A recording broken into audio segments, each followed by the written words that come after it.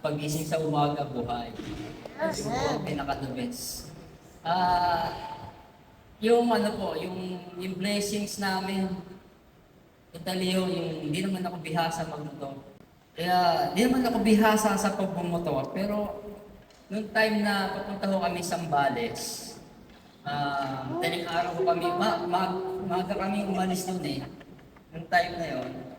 So, sasisilaw ako dun sa lubong.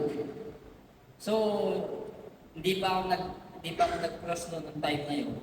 Yung palabas na kami ng highway, doon pala ako nakapag-cross sa kalimutan ko siya. Sabay hawak niya sa rosary. Kasi nga nasisilaw na ako. So, yung umaga na, nakalampas na kami ng Manila. Noong time na yon, papasok na kami dito sa Subic bypass. Sa bypass na. Totally, nabighani kasi ako doon sa lugar. Sobrang sigsag. Hindi ko alam, buti lang yung sasakyan o yung EUV sa mabagal lang yung takbo niya.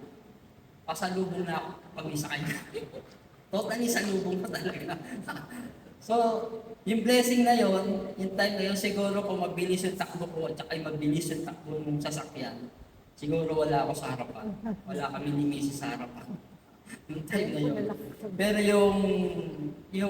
yung gabay ni Lord, ayun ko kung nagpipray si Mrs. no, si Sister Agnes, na totally, talagang dahan-dahan yung takbo namin.